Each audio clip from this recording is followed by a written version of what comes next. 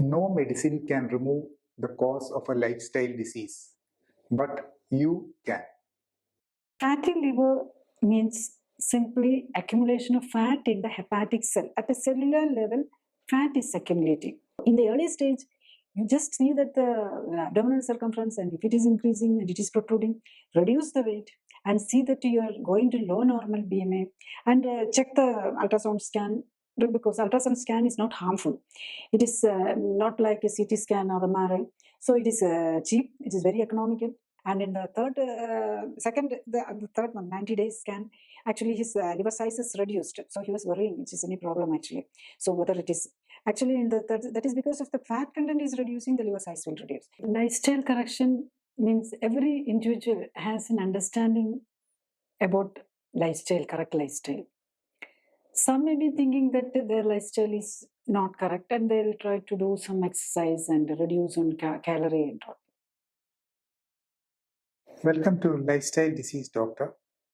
Here we bring you evidence-based conversations on various chronic lifestyle diseases. Today's topic is liver disease and fatty liver disease. Basically, we have divided it into 4 parts so that it is easier to absorb for those who are keen on it.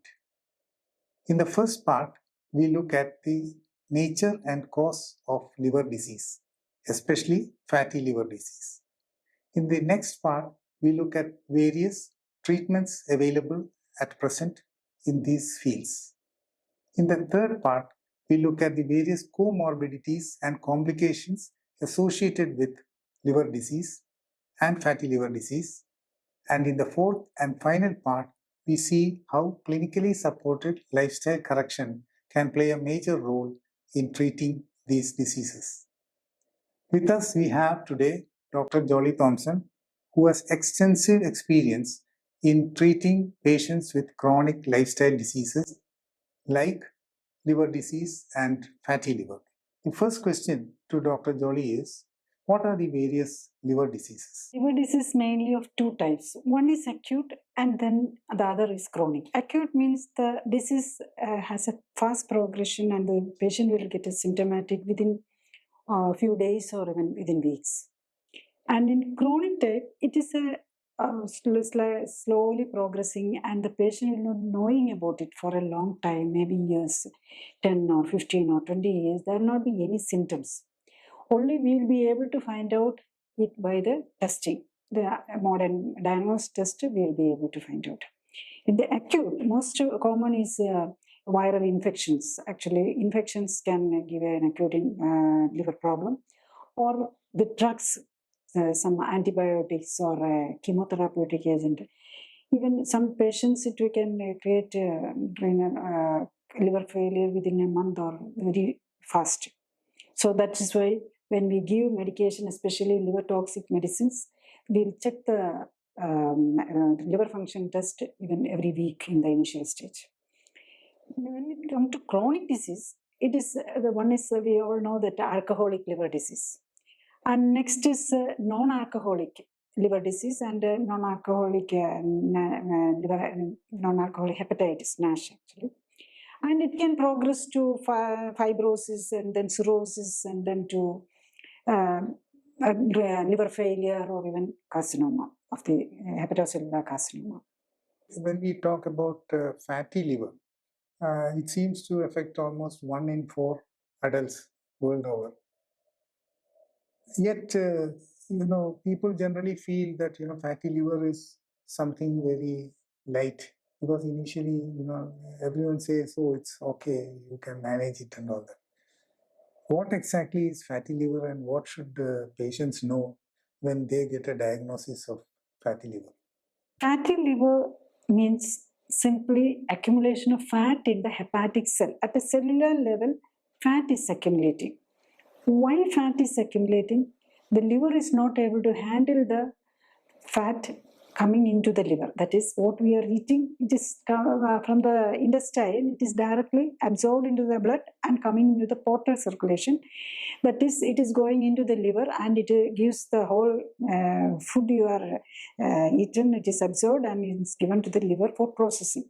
But the liver is not able to process it, or the carbohydrate, if you have taken excess, it will be converted to fat by the liver, but it cannot give and send it for storage. The storage will be full, or the fat or it is not able to process it into energy form or other products like whatever is like cholesterol and all is made from actually from the fat itself. So such a production is blocked when the fat will accumulate, that is creating problem for it and the cells, and then it will, if it is accumulation is too much is there, then it is hepatitis, the cell itself will get damaged. That is a major problem actually in the fatty liver. In the initial stage, there will be only micro vesicles or micro level accumulation, but when it is going to stage 2 and stage 3, etc., the cell damage, and that is leading to the fibrosis and cirrhosis and liver failure, etc.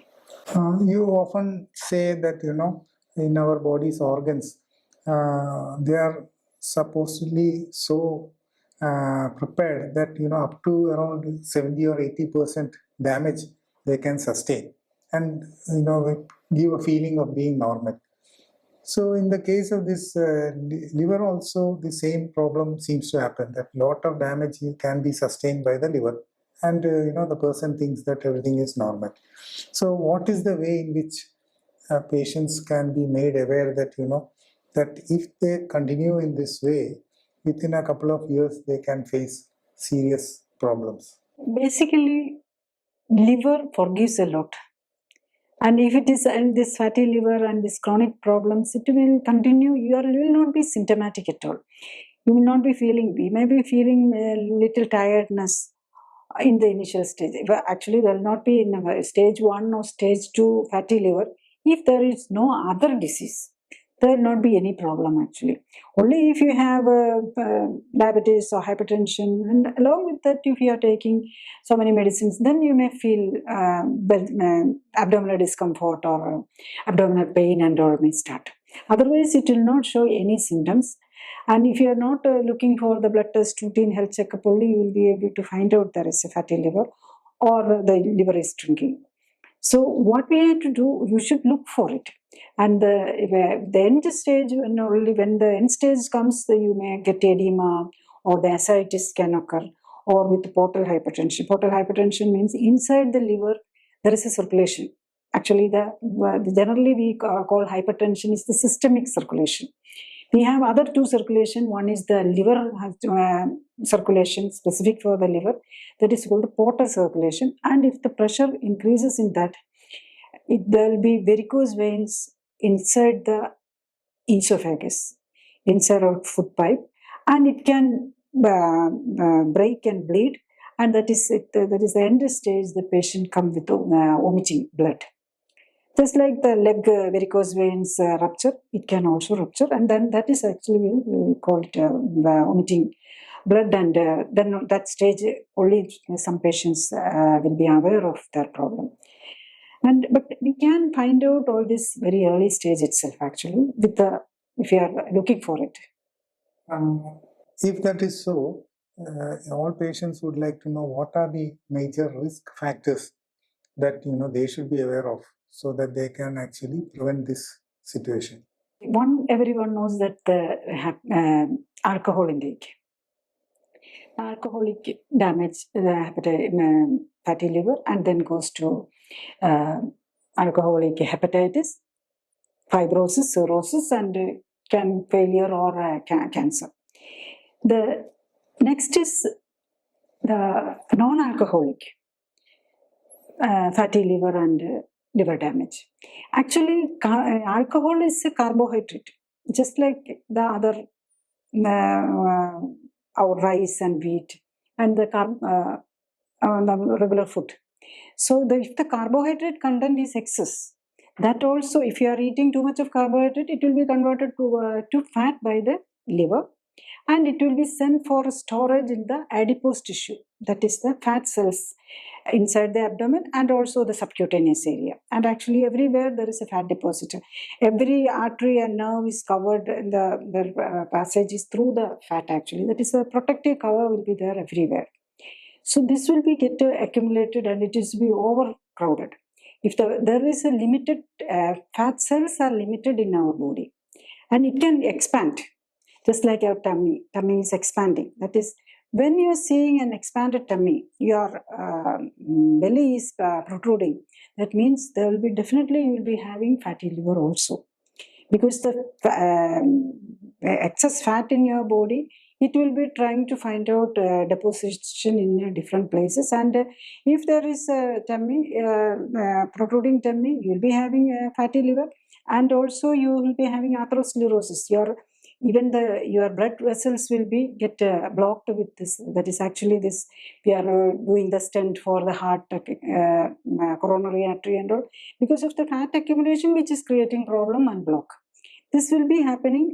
This all actually is a parallel thing. So it is called metabolic syndrome. Actually, this it's a fatty liver also is a part of the metabolic syndrome. Obesity, hypertension, diabetes, and dyslipidemia. The triglyceride and cholesterol will also go high. So another important factor in this is insulin resistance. When the fat is accumulating, excess fat is there, the insulin level will rise, because the insulin is the component which is actually has to put the fat into storage and for the energy use. And if you are not doing, you are eating more and not doing physical activity, then it has to go for storage. When the adipose cells are filled with fat, the adipose cell says no. Then the pancreas will try to secrete more insulin, and that is the reason for hyperinsulinemia. Hyperinsulinemia, when the insulin level is going high, you will get hypertension, because the insulin will has a nature to sodium retention will be there. You all know that for the hypertension, the reason is sodium. We will advise the patient first is reduce your salt. So actually the insulin will, hyperinsulinemia of type 2 diabetes will give hypertension also. And there is excess fat in the liver cells and in the blood also. That is actually this triglyceride and dyslipidemia. It is because of this excess fat. There is no place to deposit, so it will be circulating in the blood. That is that we call it is a triglycerides is high and the cholesterol is high, etc. You have been able to connect this issue of insulin, that is basically diabetes with high insulin and in the body. That is usually the situation where people are most probably taking insulin injections also. And also you linked it with their cardiovascular health also, obesity and all that, hypertension, etc. Now, what we hear and see is many thin people also face the problem of fatty liver. What is it that you have to tell them? Because they say that we are thin, we don't have any fat, but we see surprisingly fatty liver in our body. In that, two aspects are there. One is, even if they are lean, they will be having a protruding tummy. That means there is excess fat. The weight will be low or normal weight or underweight. Even underweight people also having I have seen many patients like that. So excess fat, even though their problem is their muscle and bone is not reduced. The fat is reasonably there. So one aspect is that. Next, for the underweight people having a fatty liver is because of the nutritional deficiency. See, using the fat or even the storage of the fat, we need certain vitamins and special minerals and all is needed. And if there is a deficiency, it can go for the liver damage. And that is actually many of the crash diet people, if they don't take, they will be using a low calorie diet along with that nutrition, essential nutrition will be deficient. So the liver will not be able to process it, and there will be liver damage, cells will be damaged. So one of the most important vitamin for this, actually, the concern of the liver is the choline. Actually, we are not counted choline as a vitamin till recently, actually. And it is not supplemented also in the regular multivitamin tablets and all. Even now, there is not much of the choline vitamin is not available. Actually, it has a very important role in this protein synthesis and also in DNA synthesis and even the genetic cell division and all. It has a very crucial role. Just like folic acid, all the pregnant women, we supplement with the folic acid. No? So for this neurological damage and all, to prevent the neural tube defect in children and the congenital anomalies in children, we supplement with the folic acid. So actually, this choline also has equal role in that. And for the liver, this choline is also very, very important role.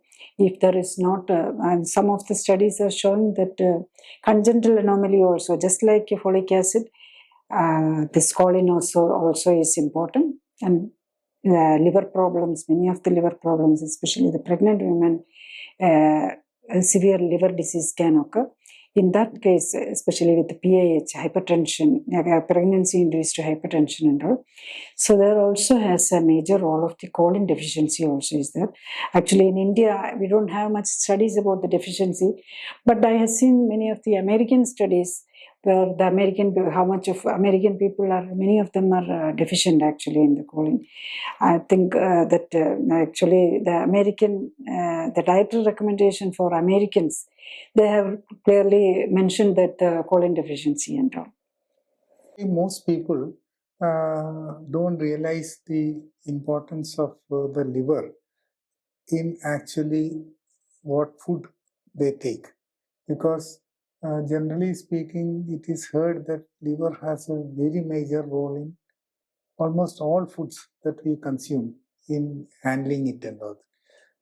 Can you shed some light on the importance of the liver so that people who, when they take food, they should realize, this food is not only being managed by my digestive system, but that digestive system, the liver's role in that is so important.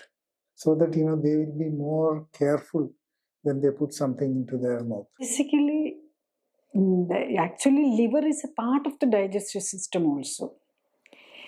Liver is actually producer of so many proteins. Almost 500 items are continuously produced in the liver, and it is according to the need of the body it is producing.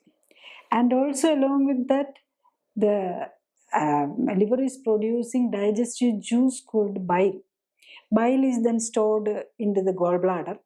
And actually, this gallbladder disease, we are always hearing about the gallbladder stone, gallbladder polyp, and gallbladder cancer, etc. Actually, when the liver is diseased, the gallbladder also get diseased. Actually, the gallbladder function is to store the digestive juice produced by the liver, and then when the food is we are taking the food, it will be released. But if the composition of this digestive juice stored in the gallbladder, if it is abnormal, if it get abnormal because of the liver is not well, so that will damage the give disease to the gallbladder also. But for the gallbladder disease, polyp or the stones, we simply ignore it, the problem with the liver, and we just remove it. In the modern medicine, the gallbladder problem, remove the gallbladder. That is the easiest way out. That is, we are always thinking in that way. But it is not correct. If you remove the gallbladder also, there will be so much of problem, and the liver problems will be continuing. So this digestive juice, along with that, this digestive juice, the excretory product also. When the major of this, whatever we take, even these vitamins and this drugs, this liver first pass metabolism is there. Almost all the drugs which we are taking over the mouth, 90% will be destroyed in the first pass metabolism itself. And that metabolic waste also is coming into the along with the bile and into going into the intestine for the as an excreta. So liver role is very, very important for human. Not all the vertebrates have liver. So if the liver is damaged, that processing of the food and also the digestion can get affected. You had mentioned earlier about the connection between the liver functioning and the other body parameters like hypertension and dyslipidemia, fat content and all that. So when you look at it, when normally a patient comes to the hospital, usually we see that they don't come initially for a fatty liver diagnosis. They come for something else. So now what is happening is that they come for multiple other issues, and then fatty liver is diagnosed on the side. So once that is diagnosed, usually the patients have a feeling, that that is something that can be managed on the side of it. While they had come for the major issue, must have been diabetes or cardiac problem or kidney problem or whatever. So why is it that, in our present context, this fatty liver is not taken seriously? Is it something that, the patients should be made aware of? Yes, definitely. Because the modern medicine, I'm talking mainly about the modern medicine. I'm not aware of much of about the Ayurveda and other alternative medicines. In modern medicine, there's no medication actually for the liver problem, fatty liver, or the cirrhosis and all. Only thing what we can do is our only medicine which is given is bile salt supplement, supplementary bile salt. I had told you that this bile, the digestive juice is there. In a part of the digestive juice, it can be supplemented. As we know, if your thyroid hormone is deficient, we can take supplement. Just like that, if the liver is having a problem, you can take bile salt as a supplement. But no other medicine. Liver is not producing bile salt alone. Liver is producing around 500 items.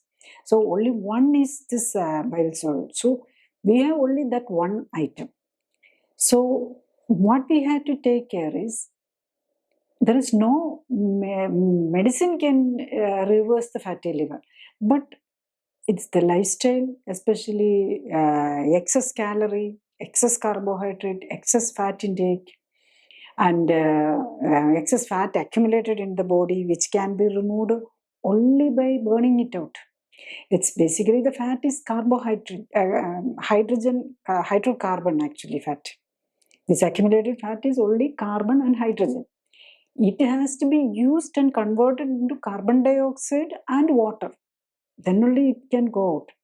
For that, first thing, we have to reduce the calorie. Then only this excess calorie can be. It's only calorie actually. This fat is in the body mainly for excess fat. But fat has many functions, even protection of the body and giving shape to the body and all is there. But excess fat comes is accumulating because of excess intake and too much of energy, lack of exercise. So that has to be, you have to cut the carbohydrate and the fat and the excess calorie, and the excess which is stored has to be burnt out, simply burnt out. Actually, it has to be made into carbohydrate, it's carbon dioxide and water. And that is the only way out for that. That is not the doctor can do anything for that. Only the patient, the person can do that for that. That is why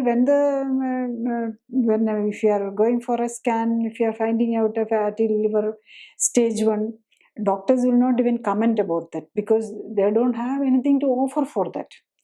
If it is stage 2 or 3, usually not even in the 2 stage, bile salt also is supplemented because it is not necessary.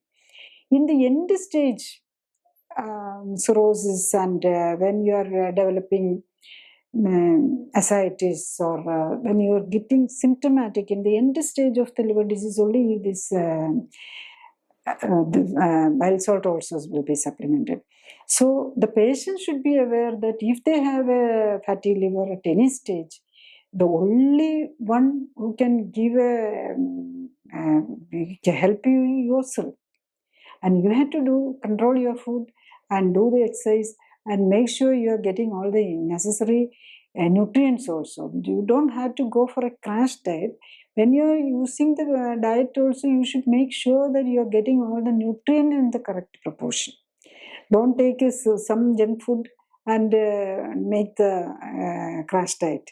But you can use the this nutrition-rich leafy vegetables and fruits, moderate fruit also in the moderate quantity. Then you will be not to have much of the problem. From your experience, can you share any example of any patient, and what stage the patient was and how they could manage by correcting their lifestyle? I have regularly seeing all levels of fatty liver problems. See, fatty liver, no one bother actually. Only it is an incidental finding. Before I'm actually giving clinically supported lifestyle correction, in that before starting the treatment itself, we'll do an abdominal scan. In that, liver is definitely assisted. I have not seen only very rarely I see a patient without fatty liver. Only thing, fatty liver 1, 2, or 3 with fibrosis 4 or fibrosis, the level of fibrosis, which actually matters. So the most important thing or the positive thing is it can be reversed. Simply it can be reversed. If it is the patient is undergoing the clinically supported lifestyle correction, in which we are making sure that the patient is getting all the nutrition and the calorie intake is reduced to around 650 to 700 or 800 kilocalorie per day, the patient will be able to reduce almost 10% of 20% of the body weight in 90 days, that is 3 months. And after 3 months, when we look into repeat, we'll do the repeat scan also. If it's for stage 1, the grade 1 fatty liver, it would be usually gone. If it is grade 2 or 3, it would have at least one level, it will be reduced. And I had seen even patients with the 4th stage with severe cirrhosis. And really, the patient is actually understanding only the intensity, and the doctor will be saying only when that is cirrhosis is reached. Even the cirrhosis with a shrunken liver, it will grow back actually. The liver has the hepatocytes, the liver cells. The importance is actually it can divide and make corrections, and liver can repair itself. So even the 4th stage, we can repair it, and the patient can come back actually and get to a healthy liver health can be regained. What are the first lines of treatment for liver diseases? In modern medicine, the liver disease management depends on the cause of it. If it's just a fatty liver, it will not be, one of the cases it will be just a fatty liver. There will be some associated disease also. The fatty liver, and before that there will be either some liver infections like hepatitis A, B, or C, or something like that, or alcohol like nature will be there, or obesity, that is excess calorie, excess fat deposition in the body will be there, or there can be some drug continuously taking and it is some reaction because of this fat accumulation, and liver damage can be there. So first to find out what is the reason for that. If there is only obesity or some excess fat accumulation, and the fat accumulation in the liver, so grade 1 fatty liver only, then it can be managed. Doctors will advise just reduce the calorie, that is carbohydrate and fat, and do some exercise and lose for a few kg, how much is excess fat is there or excess weight is there, reduce that. Then you can do a repeat scanning, and see. Usually the fatty liver is diagnosed, it's an ultrasound scan finding. So you can try for 2-3 months this your own lifestyle correction, and then look for the what is the stage of the liver, fatty liver, and it should make sure that it is reversed. If it is not reversing, or you are feeling tired, or some other problem you are feeling, then it has to be taken seriously. And also, if you are taking some medicine and you are seeing that fatty liver is there, then also you should be very careful, because all the medicines are going into the liver and it will increase the workload. Liver is already sick. If the fatty liver or the cirrhosis or fibrosis is there, the liver is sick, then you are eating all the medicines and it will be actually troubling the liver further. So it is very important that we are taking continuously the chronic medication, is because for the lifestyle diseases only. So liver is getting sick because of your lifestyle disease itself, and also this medication you are taking for the lifestyle disease. So try to come out of the lifestyle disease, and make sure that you are living without medications and without lifestyle disease. Some patients are prescribed statins or diabetic drugs for their fatty liver. So they generally feel that, that those drugs will take care of their fatty liver. What should they understand? See, usually given drugs are, one is this statin, that is anti-cholesterol medicine. Next is metformin. Metformin is an insulin sensitizer. And in some of the doctors, this call it deoxy. That is one bile salt. The name is very difficult to pronounce, so I don't want to go into. So one bile salt, that is bile juice, which is secreted by the liver, as a supplement to support the liver. Actually, this bile salt is made by the liver. So when the liver is sick, okay, you give it ready-made bile salt, I'll give, and that is the way it is done. The problem is, when we are taking all this, when you are taking metformin, that is actually a diabetic medication, type 2 diabetic medications to increase the sensitivity, but it doesn't have much of the role for the fatty liver actually. And actually this medicine also is going into the liver, and it has to remove all this, the liver has to metabolize it, just remove it. And thus, when you're taking statin, even more difficult for the liver, because liver is the producer of the cholesterol. Cholesterol is needed for many functions in our body. Cholesterol is needed for the sex hormones, all the sex hormones, testosterone in female, and pregnancy hormones, estrogen, progesterone, even the corticosteroids, that is the mineralocorticosteroids, which is actually controlling the electrolytes balance and the urine production, etc. It is controlled by that. So even the vitamin D production, vitamin D is produced from the cholesterol. Even the cell production, cell wall, the cell membrane is produced, the cholesterol is a major ingredient. And even the brain, cholesterol is major ingredient.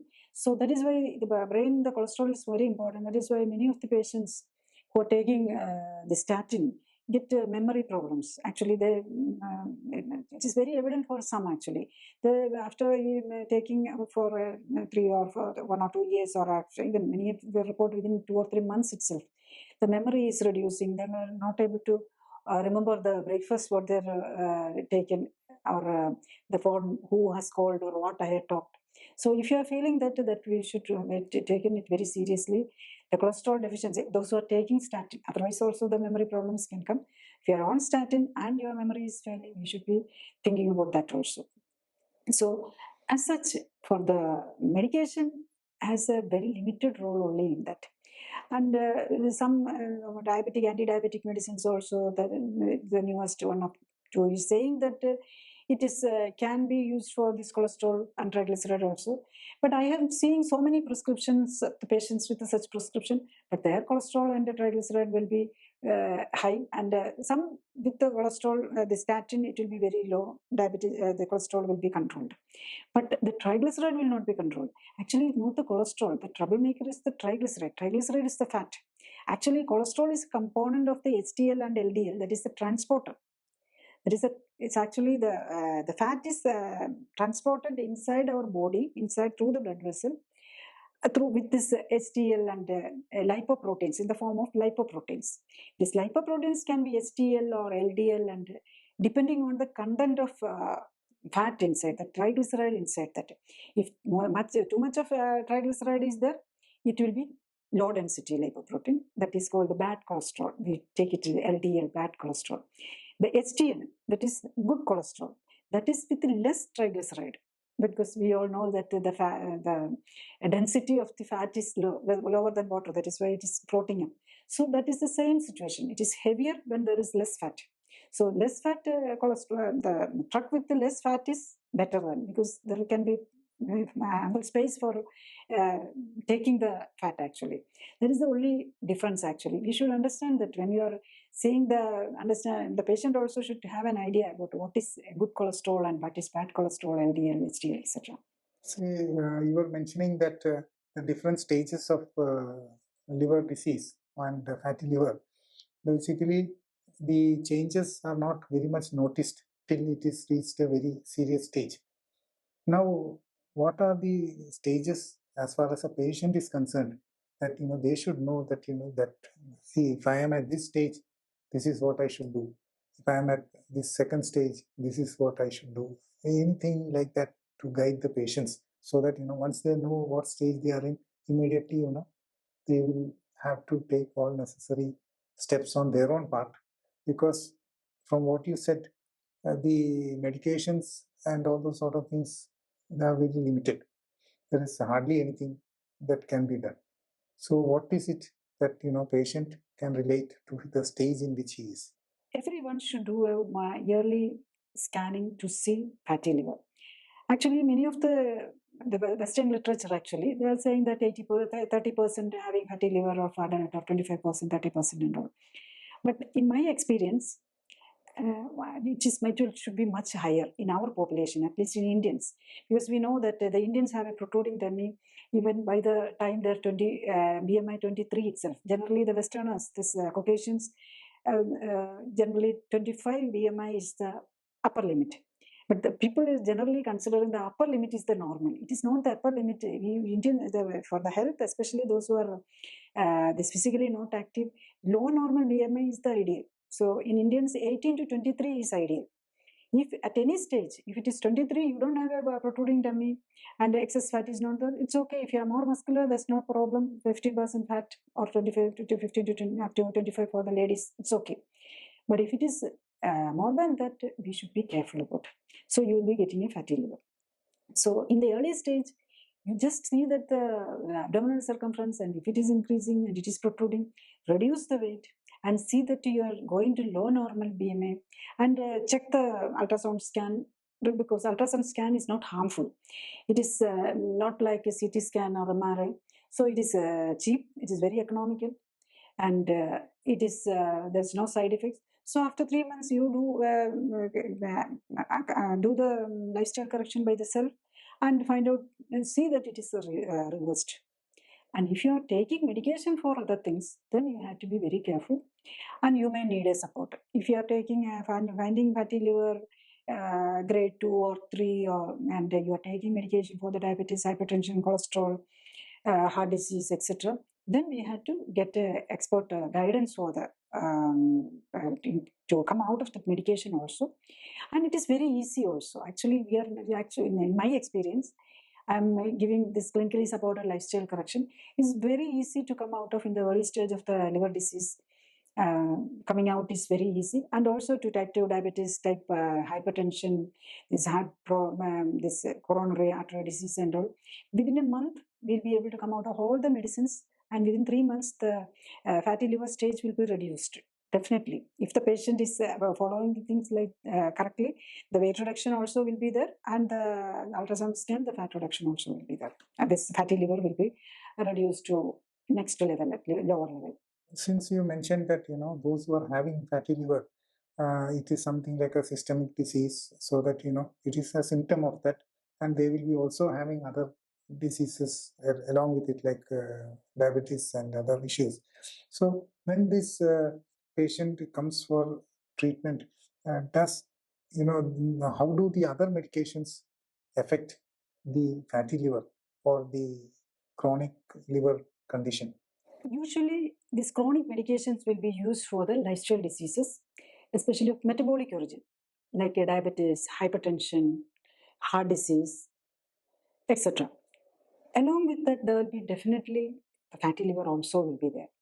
The problem is liver is also sick. Metabolic syndrome, that is metabolism is the, liver is the center of all the metabolism. So whatever you eat, it has to be metabolized. Even the drugs, the medications you're eating also has to be metabolized. That is happening in the liver. So when the liver is sick, if you're taking even the simple medicines like painkillers like paracetamol or this statin, it has to be digested, and for the digestion it is helping, and also for metabolizing that it has to be this medication is not nutrients actually. It is actually body will be, or liver will be considering it as a toxin. So liver has to remove it. So already liver is sick and you are putting some more and more medicine. So liver will find it difficult and it will progress if you are continuing with the medicine and you are not correcting the lifestyle. And then the fatty liver grade 1 will proceed to grade 2 and grade 3, and along with that hepatitis will come. This liver function test, the SGOT, SGPT and all will go high, and it will go to stage 4, and now we have fibro scan also, so that will give the elasticity of the liver, and it will also go high in the higher level, and then go for the cirrhosis, that is fibrosis is happening, and that is called the liver cirrhosis, and the liver will start shrinking. And there will be some cases there will not be shrinking, there will be some cells will be accumulating fat, and the initial stage actually with the fat accumulation the liver will be enlarging. Then at a later stage it will start shrinking, and then the portal hypertension, this blood vomiting, ascites, there is not the albumin, that is protein which is actually keeping the blood inside the blood vessels will be reduced. So then there will be edema will be there, and the leg will be swollen with edema, this accumulated fluid, and also the tummy will be protruding with the ascites. And so it will progress like that. So we had to avoid that. So at the stage 1 fatty liver itself, we should be taken care. And it's all lifestyle disease. You have to manage it with lifestyle. And also remember that there's no medication for this fatty liver or any of these liver conditions. So only the medication is for the viral fatty hepatitis, viral hepatitis, but also the medication's role is very minimalist. There is no really effective antiviral also. So we should take care and give minimize the toxins, minimize the medications, reduce the calorie intake, and make sure that all the essential nutrients are there so that the liver can function easily. So it can liver can do its duty only if you give essential nutrients. So that we should be aware of it. Actually, from what you said, taking medicines, generally everyone feels that taking medicines is something like that medicine goes into your stomach and then it goes to where it has to act, and then it does something. Suppose I have a pain here, maybe I take a medicine, a tablet, and the tablet, some part of it goes here and then acts there. That's what I generally think. But you are saying that, the medicines, any medicine for that matter, almost all medicines, when they are taken, they have to be acted on through the liver. So that means whatever medications you take, the liver has to work on that. Is it like that? Or is it, just a very simplified version of it? Can you explain, if you take a medicine, what does the liver do? And what is the type of strain that a liver is put to? See, when you're taking a medicine, the first thing, it has to come into the intestine and it has to get absorbed. If you're taking a sublingual tablet for a heart pain, it will be directly absorbed from the mouth itself. Sublingual means you're applying the tablet under the tongue. So it will not directly go into the liver, but it will be absorbed into the bloodstream. So there will not be any first pass metabolism. First, if you are taking oral medications, everything is going into the liver first. It will be absorbed from that and directly going into the liver. And liver considered it's a toxin, and liver will destroy it as much as possible, 80 to 90% or 95%. It will be destroyed, and then it will be the drug part, which is 5% or 10%, which is escape the liver cells, will be going into the systemic circulation, and it will be distributed all over the body, not in a particular place. You will be taking a pain for your wrist, but the medicine is going everywhere in all the cells in the body. So that is why the medicine side effects comes. Almost every medicine, if you're taking medicine for one disease, the other may be increased. If you're taking medication for the joint pain, your heart can be affected. So many of the medications, this painkillers, has been withdrawn from the market because it is affected. It can give the heart attack risk will be high. So that is the way. So for the liver, all the medicine liver considered is a toxic, and whatever medication you take, it will be becoming a strain for the liver, and it will automatically it will support the progression of the disease. Actually, from what I understood is the medications actually are passed through a process of the liver, at least the majority of the medications. So in general, medications create strain. So even it appears like even the best of medicines can actually be a problem for the liver if your liver is not healthy. Is it true? Yes, definitely. If you will look into the this pamphlet or the prescription instructions, many of the medicines cannot be used for a person with liver disease. That we should almost all the medicine there will be written a specification that it should not be used for the. It should be careful, or it will contraindicated for the liver patients. And definitely there will be kidney also will be there. But when we are focusing today, we are focusing on the liver. Then all the medicines there will be such instructions will be there. Even if the statin, when many of the European countries have started giving notification, because statin is many of the places it is over-the-counter medicine. So if you have fatty liver or liver problems, you should be careful about not take this over-the-counter statin. So such instructions are there. Actually, even this statin also will give a double strain. Actually, one is liver has to metabolize it. The next is it is actually the liver primary function is producing cholesterol, and this is blocking the production of the cholesterol. That will be definitely a strain for the liver. From what you have said, if a person has a problem with the liver and then he has other problems like say diabetes or hypertension or cardiovascular issues, from what you said, the person should first get his liver right. Then only he should actually look at the other parts of it, because otherwise everything will affect it in a wrong way. So in such a case, what is your experience, because you are actually focusing on clinically supported lifestyle correction? What is your message for those who are having other diseases for which they are taking medication and then they find that they have a problem with their liver?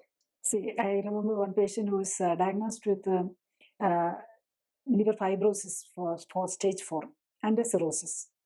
And he's non-alcoholic, and it's actually he's a lean person. He's not obese or anything. But he's taking medication for the diabetes, hypertension, cholesterol, and a blood thinner for the heart disease also. So all this medicine he's taking, he's coming and telling me that, doctor, I'm not. I said we had to reverse we had to reduce the medication also. He's very insistent that he doesn't have any problem with the diabetes, hypertension, and all the. He's very comfortable with the medication. I'm bothered only about this fibrosis liver. I am worried about, doctor, only the fibrosis. I want to correct this fibrosis. So this is very common for many of the patients. Actually, they'll be okay with the medication for other things, diabetes and hypertension and all. So we had to understand that the first disease came is insulin resistance. The diabetes came first. And then along with that, when they start the anti-diabetic medicine, the hypertension came. Or maybe hypertension had come first. And actually the reason for this hypertension is accumulated fat inside the blood vessels. So the blood vessels become narrower and the heart has to pump strongly. And when the heart has to pump strongly, the heart muscles will be enlarged, and it can go into heart attack and all. So we had to correct from the base, and from this insulin resistance also playing a part in the liver, fatty liver, the initial stage. And so we had to start from the basic problem. That is lifestyle. It related the diabetes first, hypertension next. So it is a process actually. It is a metabolic syndrome. We had to correct all the aspect of the metabolic syndrome. So the most satisfying thing is we can correct all this within a month itself. this medications can be. So it's full correction. I'm not meaning about the full correction, but the diabetes, if it's a type 2 diabetes, if you are following the lifestyle correction method we are following, the first day itself we can stop the diabetic medicine. So the liver strain is reduced. Usually within 1 or 2 weeks, if it is only 1 or 2 BP medicines is there and the kidney is not failed, within 2-3 weeks the hypertension medicine can be reduced and tapered off, and the cholesterol statins can be tapered off, and everything. Actually, we do everything in this evidence based, like following with the 4 times usually in the diabetic patients, not left alone with just stopping the diabetic medicines. So 4 times blood sugar should be monitored, and it should be made that make sure that it will be between 70 to 140 even after food. 70 to 140 is the limit we keep. And also the BP has to come down to 120/80 or 130/90, and when it start reducing, and the BP, it's gradually actually, and see that the BP is controlled without medication. And the cholesterol will be checked every week, and see that this lipids will be checked, and the cholesterol and triglyceride in the normal range. So in that way, it is possible only. One of the aspects that we went through in the previous episode was that if a person has multiple diseases and the liver has a problem, you were mentioning that the treatment, that is the conventional treatment with medications, becomes more complicated just because the liver is compromised.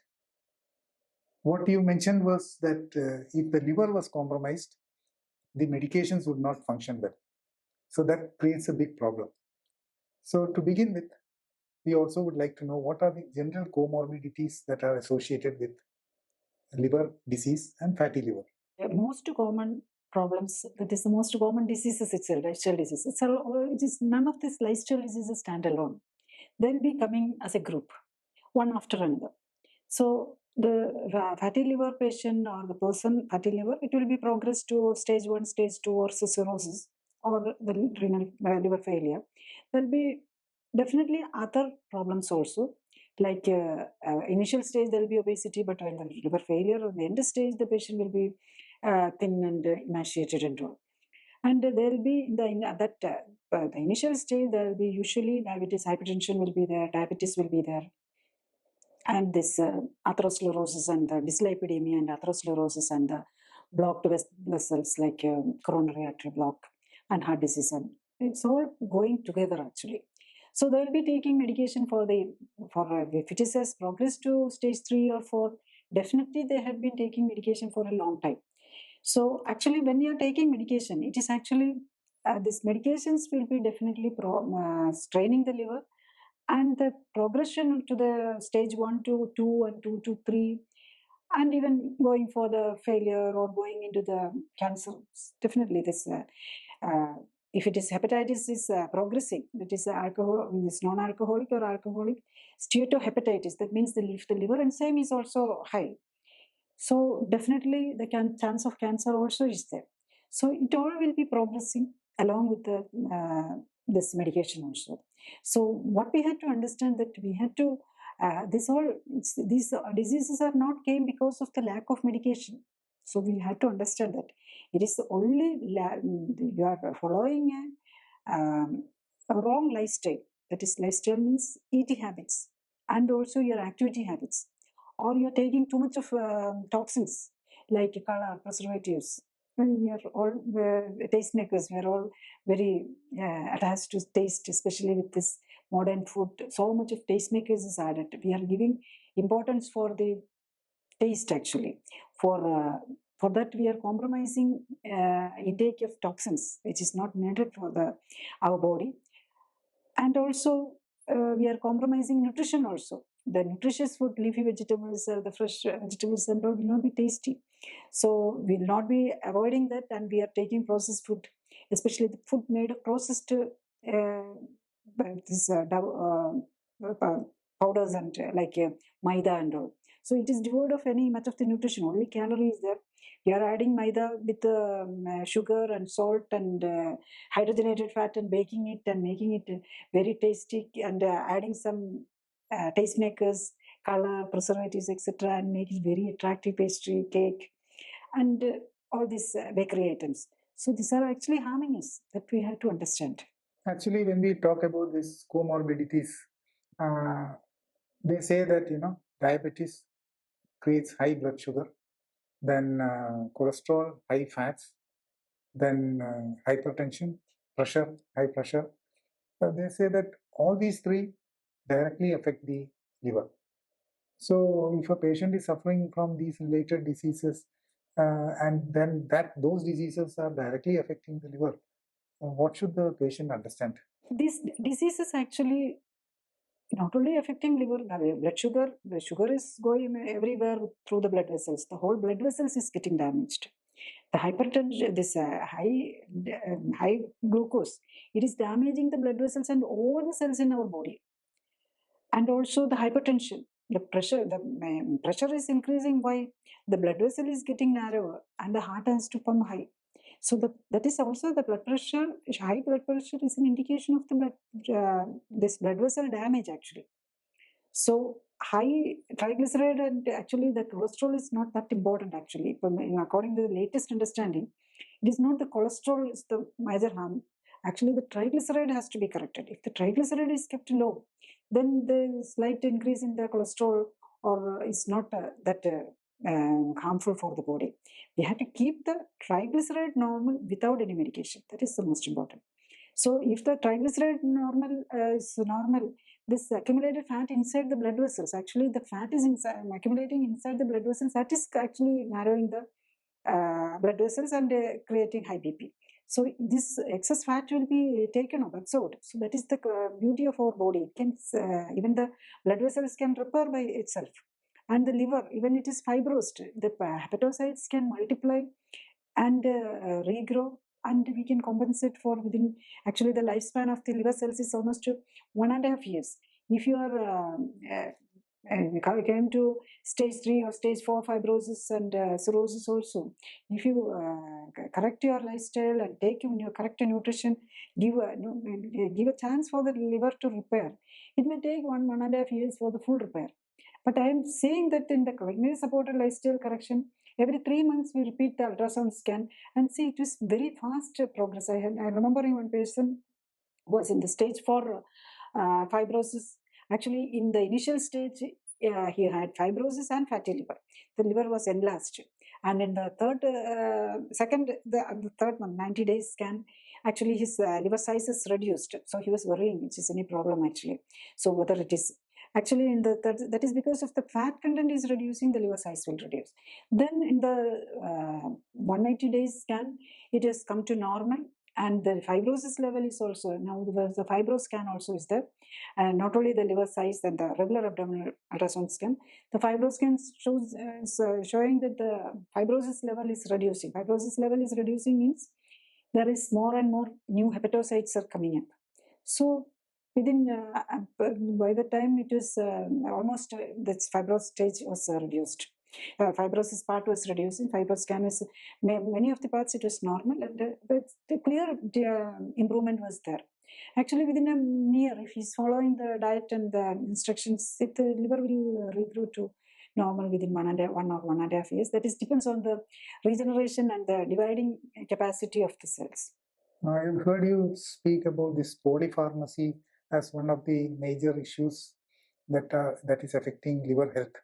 So only now patients are also getting a picture about polypharmacy and all that.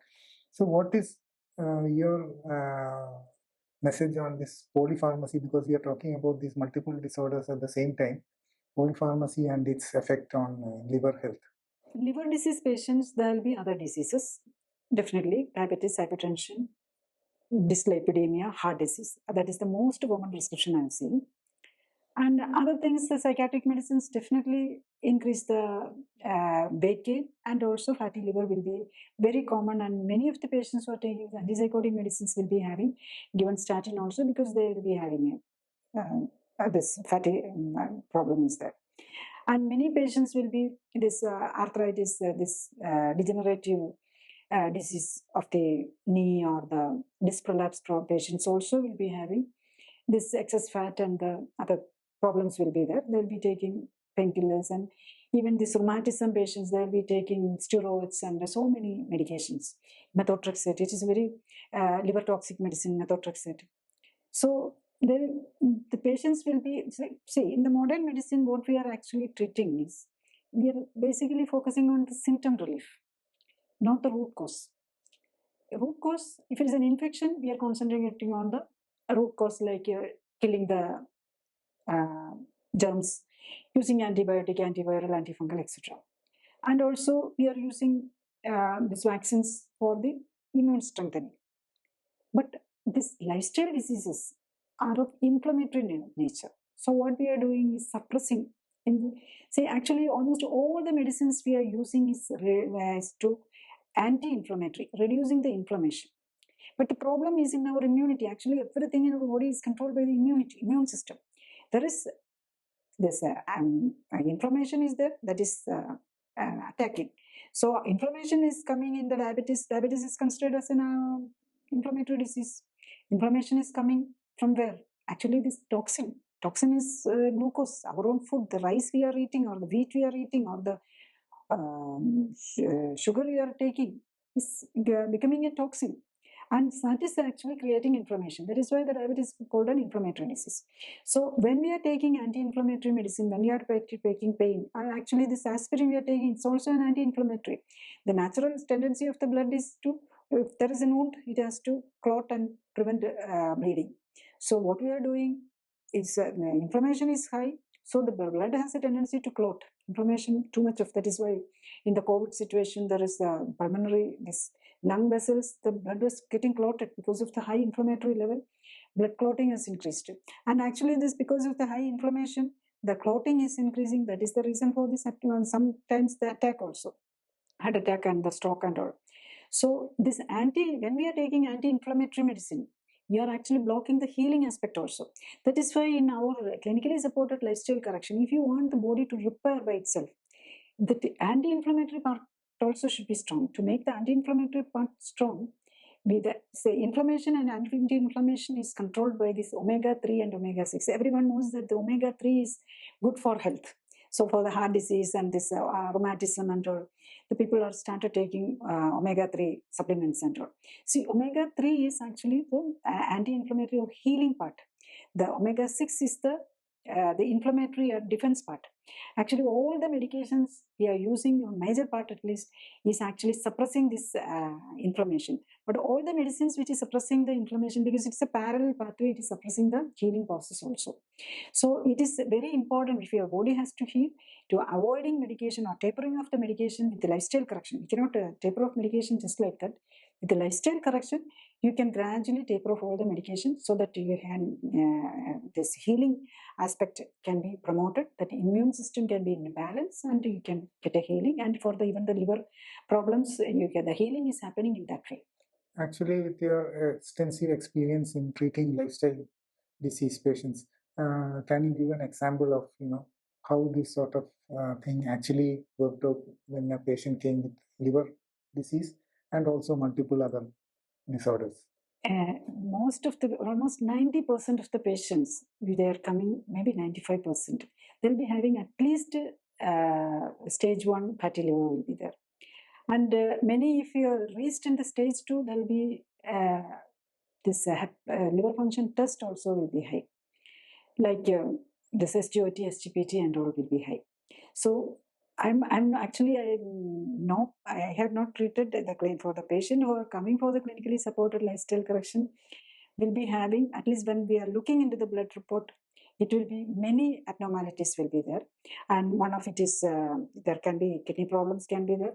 In this thyroid problem, this Hashimoto's thyroiditis is very common. In the ladies part, the PCOD and menstrual irregularity will be there.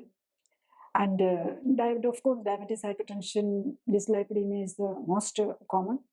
So they will be taking at least 2-3 problems will be there. Not just for, I have not seen anyone with just for this liver problem alone. Very rarely the liver problem alone is, it's definitely there will be other problems also. I don't remember any patient will have only the liver problem. So when we look, at least the overweight will be there, this excess fat will be there, and many other parameters will be also abnormal. And inflammatory and this autoimmune factors. This autoimmune hepatitis also is there. But there are two types of autoimmune hepatitis is there. One is fast progressing, but I don't get into that. No one will with liver fast progressing liver disease. I cannot the clinical supported lifestyle correction. We are usually managing the chronic problems. Chronic this hepatitis, which is those who they are not overweight, not alcoholic. Those patients, if you are getting, and even not diabetic, not hypertensive, those are patients, if you are getting liver disease or the fibrosis, which is going into fibrosis and all, it can be of autoimmune nature.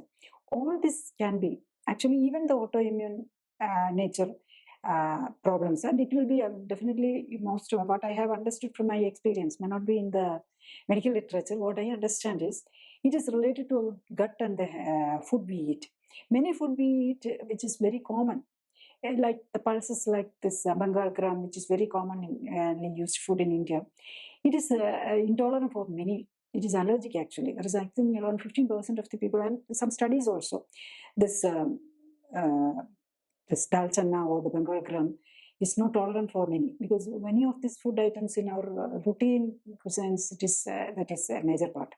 And even many vegetables and fruits, which is evidently healthy food, also may not be good for the person. Now we have methods, the diagnostic methods there to find out which food is reacting to you, and which is at least partially, not everything we can find out from the test, but we can. And if you are correcting that, this usually in this autoimmune disease, some of the autoimmune markers will be positive. Even the autoimmune markers will come down. The fatty liver and the hepatitis, this SGOT and SGPT will come down within few weeks itself actually. Along with this weight reduction and the cholesterol and the triglyceride reduction in the blood, this SGPT and SGOT within 2 or 3 weeks, most of the patients, if they are following it correctly, the obese person, whether the person is following it correctly, dependent on the weight reduction also. So everything will be correct and proportionate reduction will be there. And the hepatitis part, this high liver enzymes and all can be reduced very fast.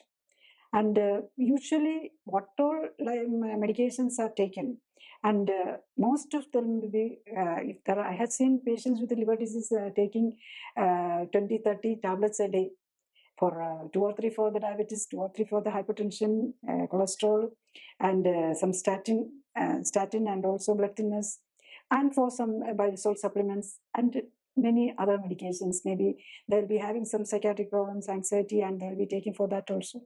And if the patient is following correctly, within a month we can come out of most of the medication at least. And that itself is a relief for the liver. And we had to come out of medication, then only we can give a chance for the liver to give an optimal atmosphere, situation for the liver cells to regenerate. So that is possible actually. There may not be much of the literature in the medical world like this, because no one is talking in the modern medicine about the lifestyle correction much, or there's not much studies about this lifestyle, how lifestyle correction is benefited. We are studying only about the medical, this drug studies will be there, and also the effectiveness of the drug will be studied, and also effectiveness of even the surgery. There is not much of the study actually. Only the studies are concentrating on the medications or the drugs. We are not correcting how much benefit is giving. It is not there. That is our deficiency actually. Actually, from what we heard, the liver plays a major part in actually handling the okay. Actually, we understand that the liver plays a major part in handling the medications that are given to a patient. At the same time, if you look at liver health, if the liver's health is compromised or poor, then giving medications is actually adding to the risk and all that. So sometimes we also find that many patients who are having liver issues, they have some problems with their mental health also, cognitive decline and all that. So what is it that actually causes that, and what can be actually done about that? See, cognitive decline will be severe in the end stage because the patient will not be able to understand what is actually the end stage of the liver disease. The patient can go into coma, and because this toxins is accumulating, and because the liver is not able to function, and the toxin is accumulating, and it is giving damage to the nervous system. That is the reason for the end stage cognitive, and the even the patient will be present as a psychiatric patient because they don't know what is, they cannot recognize even the basic cognitive function will not be there in the end stage. But in the early stage, what is happening is many of the necessary things for the brain functioning also, and even the hormones and many things is actually just the production unit of the body. Almost 500 items are produced by the liver. Even this glucose, the food what we are eating, actually it is processed. The processing of the food we are eating is happening. Food we are eating, it is absorbed into the system and going directly into the liver.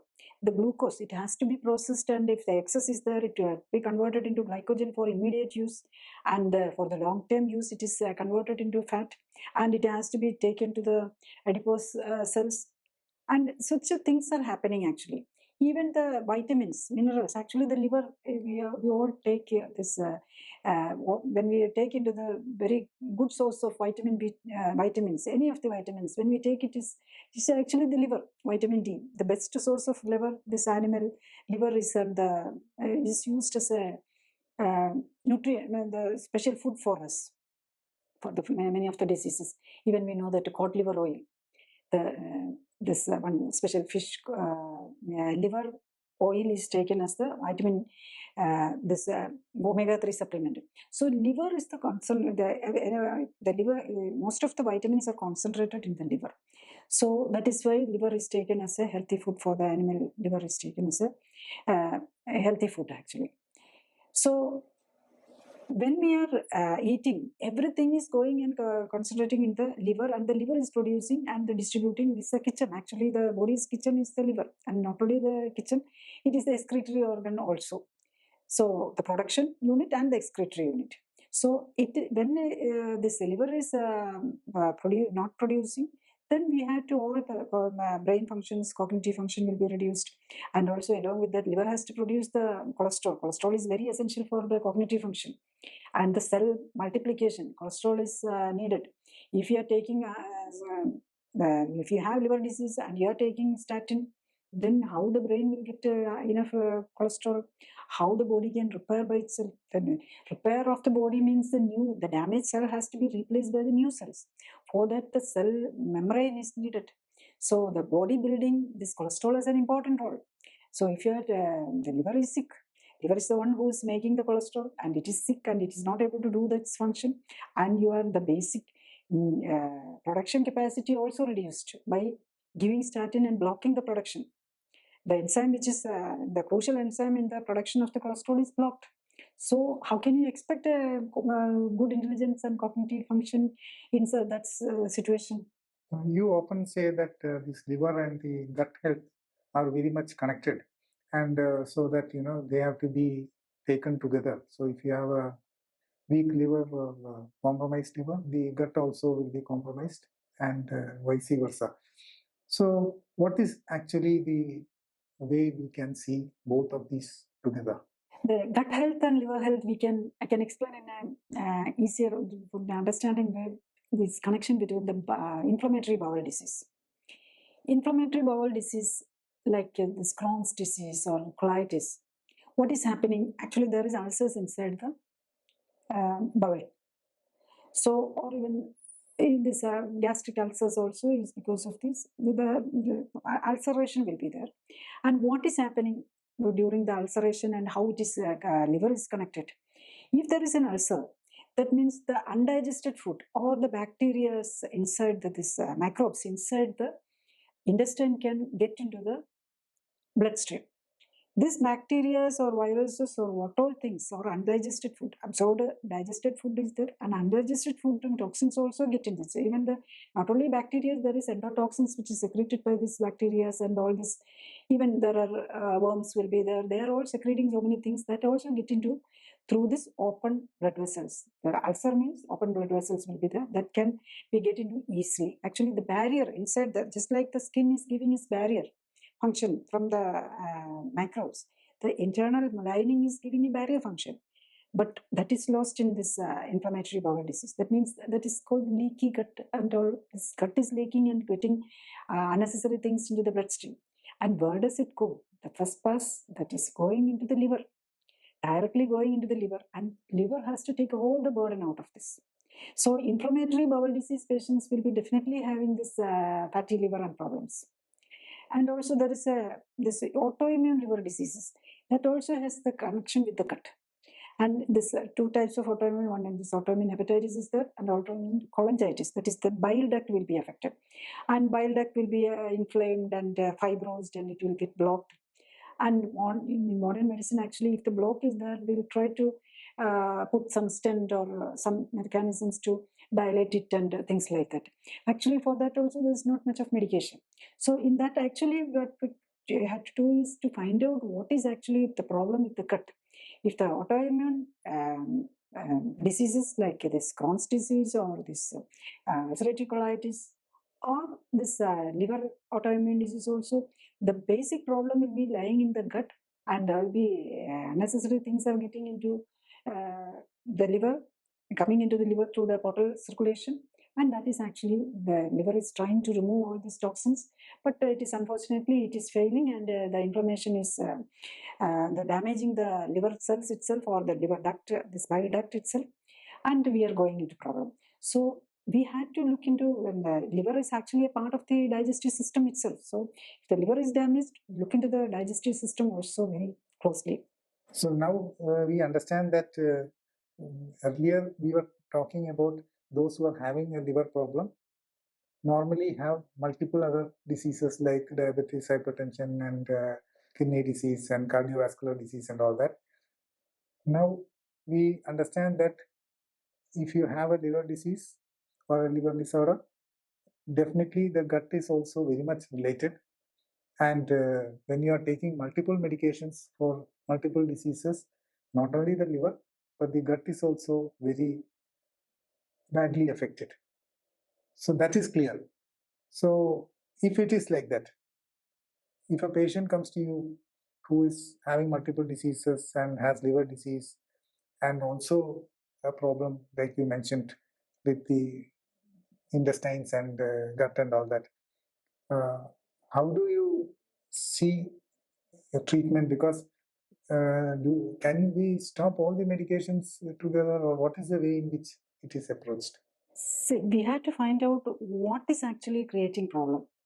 And so for we usually look into the food habits and the activity pattern, and whether how much of toxins going in, how much of toxins are there in the body, and what is the gut health, and what is the nutritional status, and different aspect. And then we will be approaching it in a very systematic way.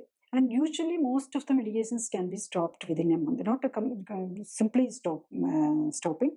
Gradually it can be reduced into and taper off within a month. The diabetic medicine, if it is a type 2 diabetes, it can be stopped initially itself, and we'll be following it. The blood sugar is maintained normally. So it is actually, it is very, if you know how to approach the clinical support, the patient is getting very clear clinical support, it is very easy to reverse. Only thing the patient should have the mind or they should also understand why they are taking the medicine, why it is not getting effective. They may be taking medication for the 20-25 years, but the disease is not going. But it can be simply reversed and corrected within the medications can be returned within a month. It is very difficult for the patients to understand. That is the problem actually. And we had to, the people has to understand it. They had to grow into that level of medical and health education has to change. That is the most important. The awareness has to increase. The lifestyle disease, the medication is not the answer. Lifestyle correction is the answer. They had to understand it. When we are looking at lifestyle correction, what exactly is the difference between lifestyle correction as practiced by any individual and clinically supported lifestyle correction? See, lifestyle correction means every individual has an understanding about lifestyle, correct lifestyle. Some may be thinking that their lifestyle is not correct and they'll try to do some exercise and reduce on calorie and all. And some are clearly saying that the person I am meeting actually, that patients itself saying, Doctor, I am doing all these things, but I have this fatty liver, I am very healthy eating, I have a healthy eating habit is there. And but I am diabetic and hypertensive and I'm taking all this medicine and now the my liver is having grade 2 or grade 3 fatty liver and fibrosis is there. So some people will say, I'm slightly foodie and lazy to do any exercise. So I know the disease, I got the disease because of my problem. So whatever be, if you are doing lifestyle correction with your own limited understanding, each person will be having a different understanding about the food and the life habits and all. If you have a disease, if you think that you are doing all the effort you are taking also, if you are having a lifestyle disease and you are on chronic medication, only for lifestyle disease we are taking chronic medication. If you get a flu, it will be the medication will be taken only for a week or so, and we will come out of it. Or if you get a sprain or any pain, if it is 1 week, it is okay. That is not, we don't count it as a lifestyle disease. But if the disease is recurring, that means if you have to take it medication continuously, that means it is a lifestyle disease. You had your lifestyle correction. If you think that you are doing lifestyle correction, or if you are thinking that you are not doing whatever you are not able to do the corrections properly. That is the meaning of that. If you are not able to come out of the medication and the disease, your lifestyle correction is not going in the correct way. In that place, the importance of the clinically supported lifestyle correction. Clinically supported lifestyle correction means the way I am following. There may be different methods following in different part of the world, in different countries. There will be doctors who may be following this clinical support and lifestyle correction. And but uh, in my clinic, the clinically supported lifestyle correction we are following, in that we follow this study the patient's body and also the blood parameters and also the necessary investigations to understand about the body and also their lifestyle, their food habits, and also the mental and physical activity, also the sleeping pattern, everything we study. Then only we start the treatment as such, and then we follow it with the regular monitoring. The blood sugar and all in 4 times a day, BP also 4 times a day, and depending on the patient's diseases we follow. And we usually initially every 8th day we come to the this uh, assessment, progress assessment directly also. So within 15 days or 30 days will be patient will be almost everything is not in the perfect because the body needs some time for the repair. So usually as a generally we according to the modern science understanding, almost 90% of the cell will be replaced in 90 days. Only the rest of the 10% will be there to for the correction next year. So within 90 days, we get a reasonable correction.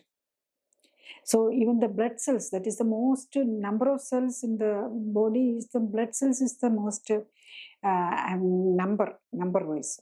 So the WBCs will be this 90 days that the immune system cells will be replaced in many times. Usually the immune system cell many of the immune system cell have only 3-4 days or maximum 1 week lifespan. But the the RBCs, the red blood cells, they have a lifespan of 3 to 4 months. So this blood cells, RBCs also will be replaced in 3 months to 4 months. So that is why the clinically supported lifestyle correction, they follow the patients very closely for the first 90 days, and then again for another 90 days till 180 days. So by the time most of the problems will be uh, there, with the reasonable settlement will be there. But when you are talking about the liver, if the initial first level 1 fatty liver or level 2 fatty liver will be most probably corrected within 180 days itself. But if it is 4 or grade 3 with fibrosis, cirrhosis and all, it will take more time. The reason is the liver cells lifespan is almost 1.5 years. So it will, the multiplication time and also will be changed. So if end stage liver disease and all, the person has to be followed up and given support and all at least for 1 or 2 years actually. But actually, even if talked like that, it is actually we are getting much of harm. The patient will usually even the. I remember a patient was advised for the transplant. Also, he is able to manage himself within 3 months itself, and with the support. But that is it. And he is advised for another 1 or 2 years also continuous follow up.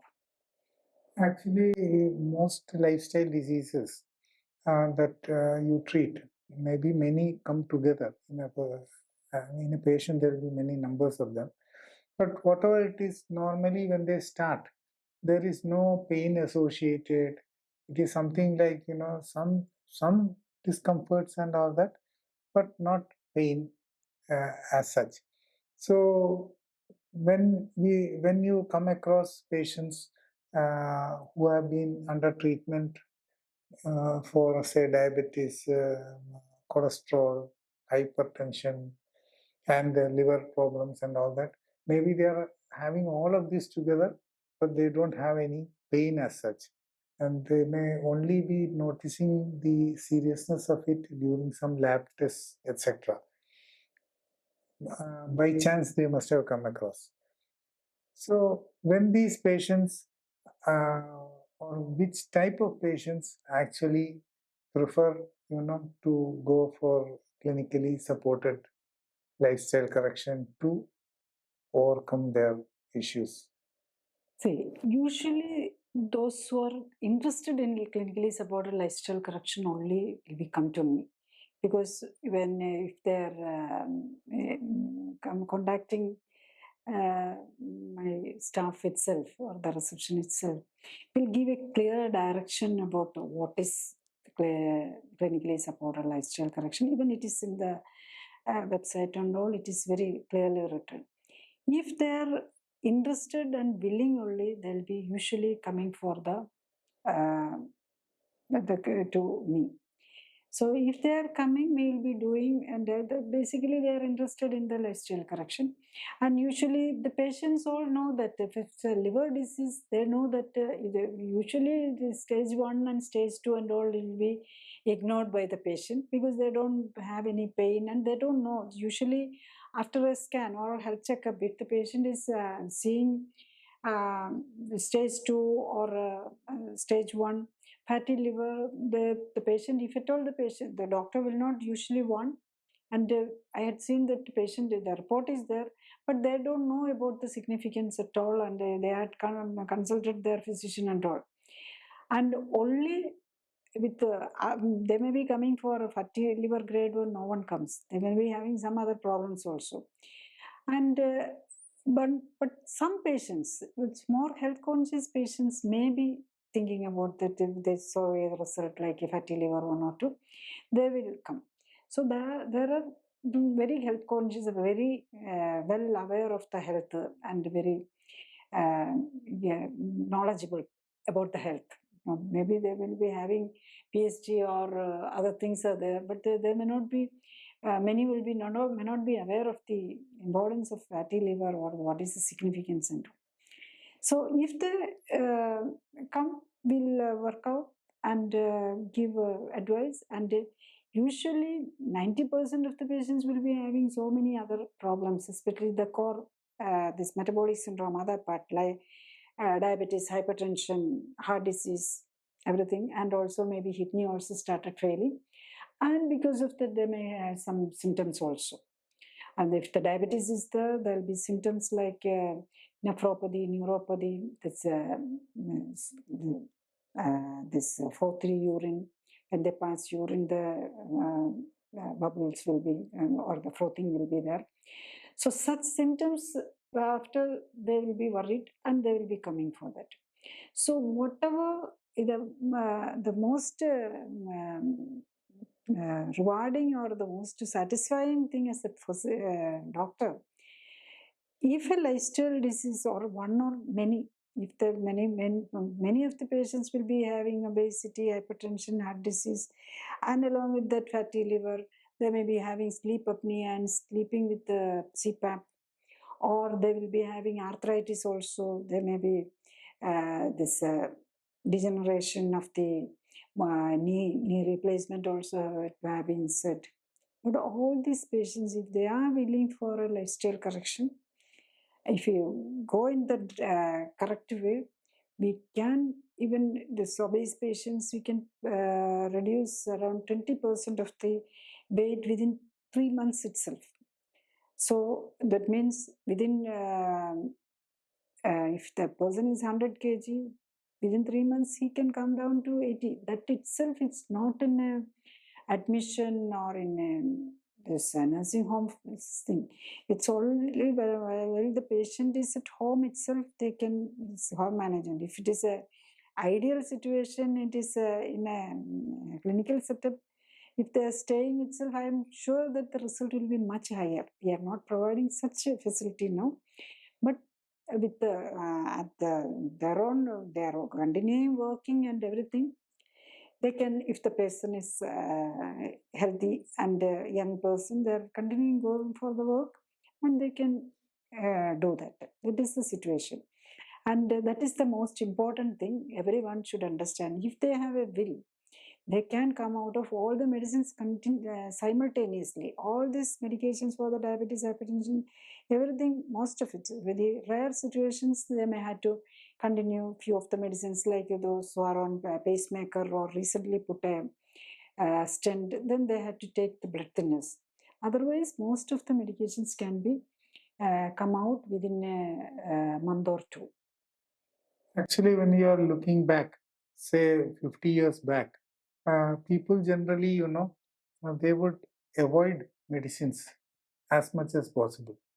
So, if there is a need for medicine also, they will take it for 2 days. Then they will say, doctor, can I stop within tomorrow? I'm better or something like that. But nowadays, we find that, the number of medications patients take, especially those with lifestyle diseases, is increasing manifold. So, in such a situation, for you have mentioned earlier about how patients you meet who take 15 to 20 tablets a day. So, what happens when you say that you can reduce and sometimes avoid taking medication if you do this? If you look at this approach, do they feel shocked, or they are, I mean, what is their general feeling? And also, I'm interested in knowing that, are there people who would like to stop medications in the current world where, medications are seen as so simple and easy solution for all of our problems? Basically, those who have some knowledge and inclination for or understanding this lifestyle disease, it is not the answer, this medication. They might have, the patients who are coming to me is having such an intelligence level. It is not the way, they don't have to be very high of education and all. They may be just school final or the SSLC or school, basic school education, or even less than that with the, but they're intelligent enough to understand. And most of them are coming after watching this sort of videos, and they feel that it is possible after, uh, or they may be searching for their problem and then say I'm popping up the video, or going into the, then they actually come after studying, and then only they are coming. And next to another sort of patients is actually the family members. Usually this videos, and they are coming after, or after so much of research only they will be usually coming. And then the family members. Actually, I have same family. The one person is getting out of the diabetes and other problems. They will bring the other patient, and their brother or sister or husband, and they're saying that the patients actually is the most disappointment for the patient. They are actually finding out it is, and they are experiencing it. But then they say to the friends and family, they are not believing it, or even if the person they got the result, they believe it, but they are not willing for the correction.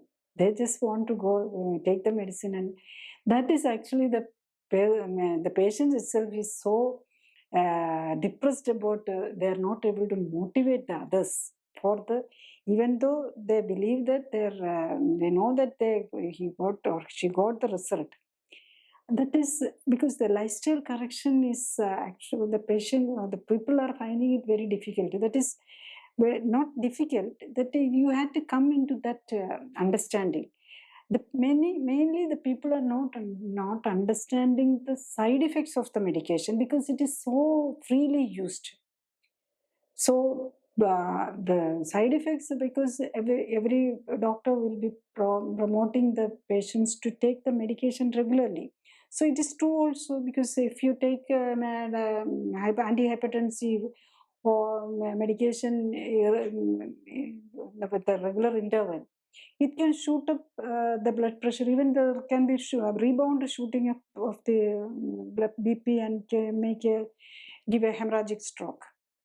So even one dose of diabetic medicine or the insulin injection is not taken, the blood sugar will go shooting up. So that is the situation. If the painkillers, if you are not taken at one single day, that after it will be having maximum or 8 or 12 or maximum 24 hours, any medicine, usually. So if the time period is over, you will get the symptoms back. So actually, it's only 100 years we are, this modern medicine is, this pharmaceutical medicine is in the increase. That is, I think in the 1925 it started. This hike in the medication and the pharmaceutical discoveries and all. So, but the last 50 years, during the last 50 years, we understand that so much of medicines is there, but none of these lifestyle diseases is getting corrected. And actually, it is going further and further, and the liver is getting damaged. If a diabetic patient or the hypertensive patient, liver getting damaged, kidney getting damaged, and it is a progressive problem. So actually, I'm in the medical profession for the last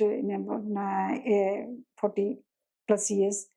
And I am also saying that I understood that it is not a solution for, there is none of the this diseases. Actually, the medications, 90% of the medication is taken for this lifestyle disease. How can a lifestyle disease be corrected without correcting the lifestyle?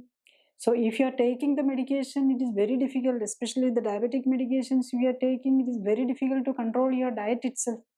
Because if you are taking hypoglycemic medicine like insulin and skipping food, you will get a hypoglycemia and all sort of discomforts. So the person will be eating more.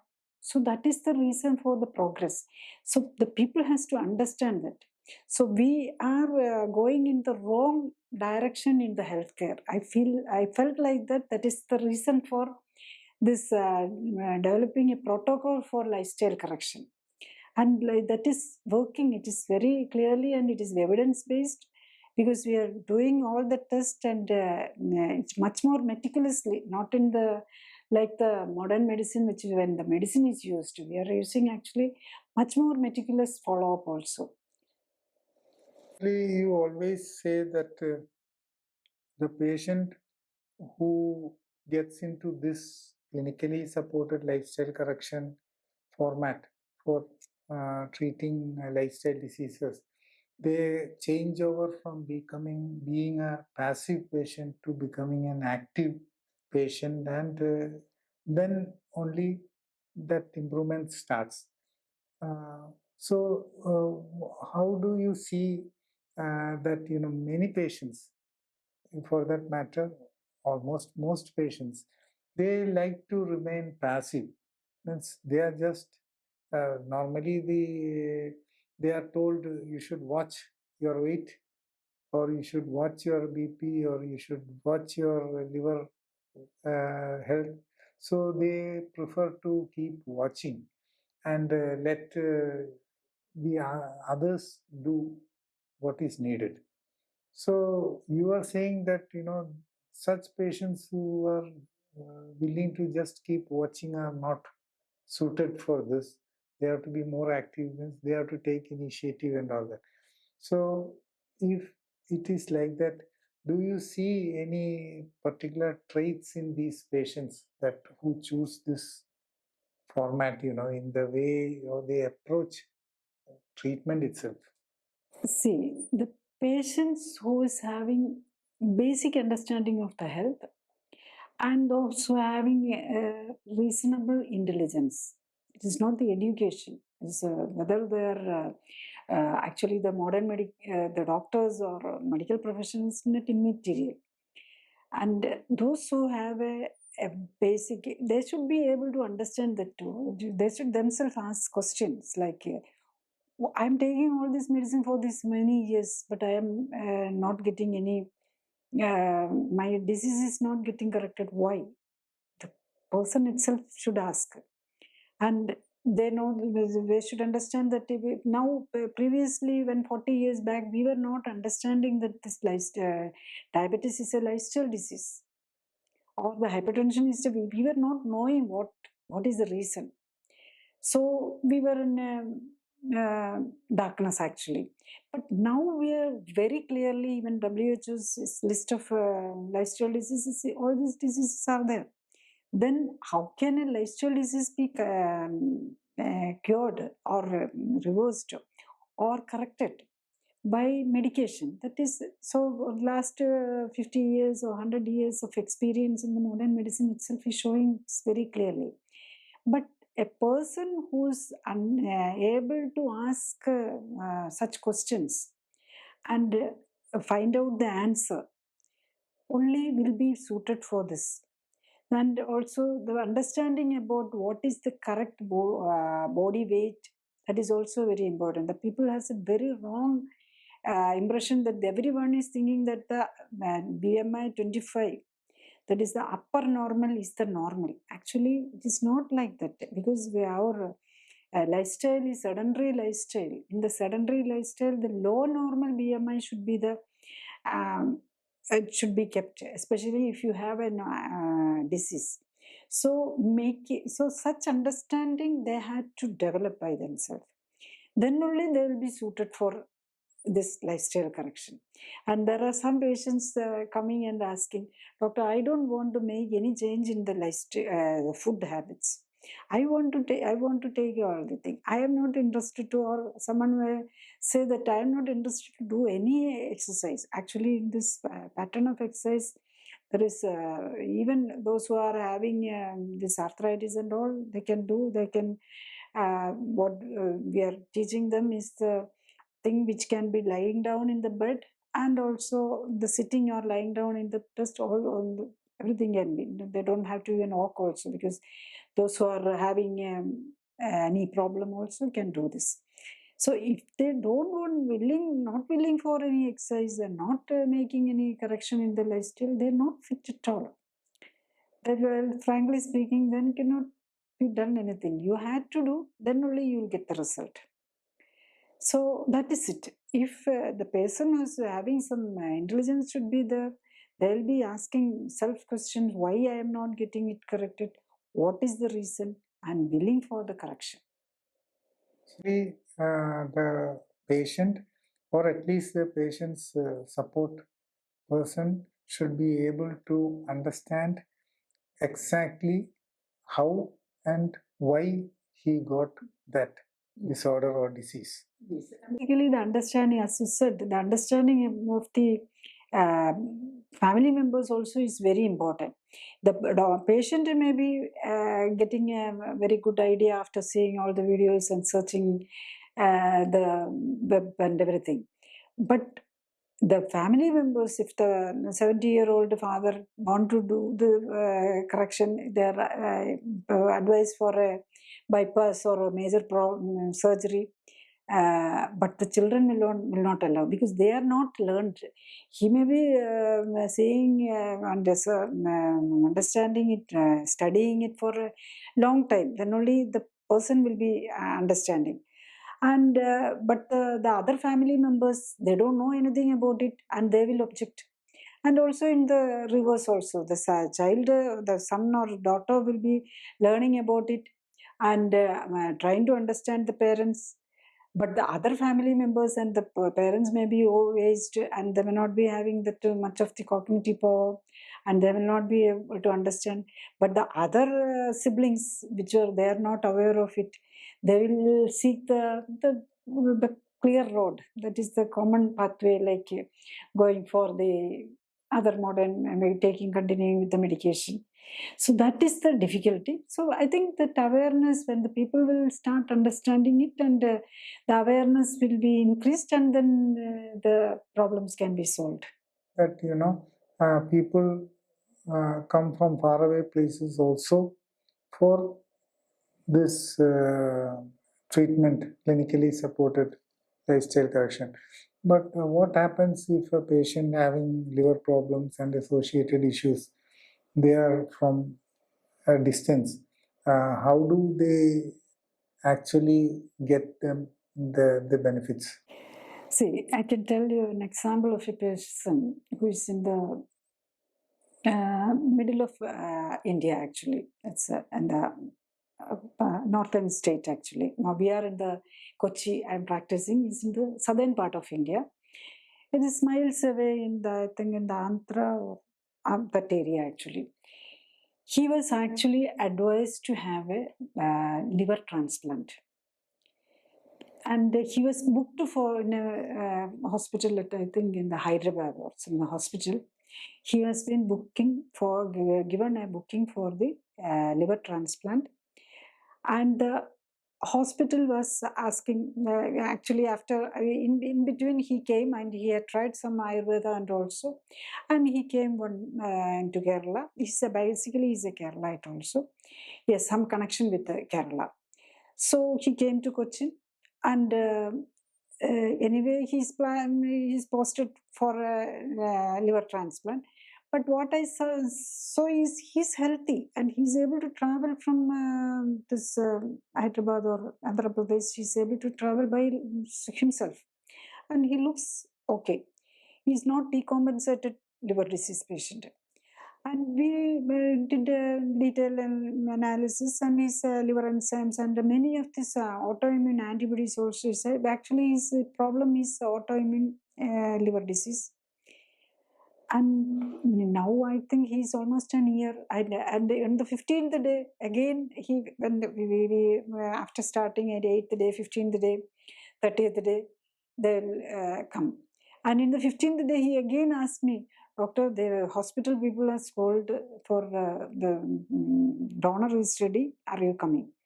So I told him that you can decide whether, because the liver transplant is a major surgery. Even it is successful, because the liver, kidney transplant is comparatively a minor surgery.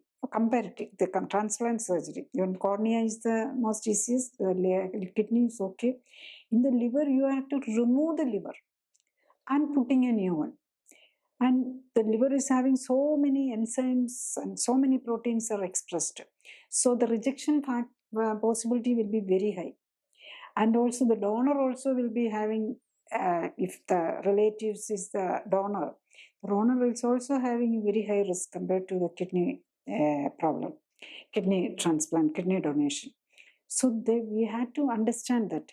So now he's now having no problem, but after the operation, what will be his situation? We cannot, whether if it is rejected, it is the end of the life, if the rejection, or even if it is successful also, immediate success is also, the rejection, delayed rejection can come.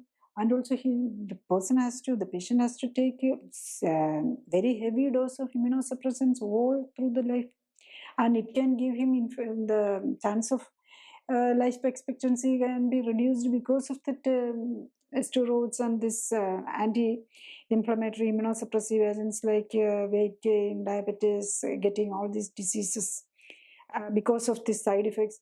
And also this medication itself can fail the transplanted liver also, because this is also has to be managed by the liver. So this person actually, he understood it, and he didn't go for the surgery transplant. Now it's almost 10 years. He's healthy and he's managing. It's very well. That is the thing. Even those, if the patient is having clinically stable patients with renal liver failure, advice for a liver transplant also can come out of it.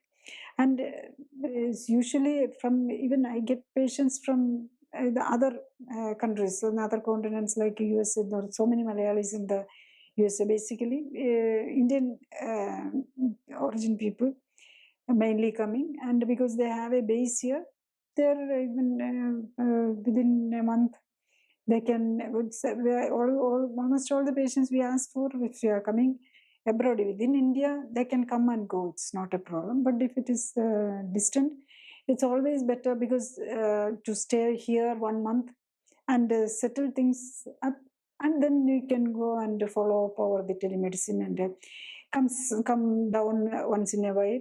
It's according to the patient's sickness base and or the condition, they may have to come for the follow-up also, or we can do the telemedicine follow-up. Now we have got a good picture on liver diseases and where the responsibility lies as far as the patient and the patient's caregivers are concerned about treatment and what they should know about liver health and what damages the liver and what supports the liver. And most importantly, the importance of all the other comorbidities and other diseases and their interaction with liver health, so that the treatment can be done in the most optimized way. With this, we come to the end of the last episode of our series on chronic liver disease and fatty liver. Thank you. The informed patient is key to treatment success.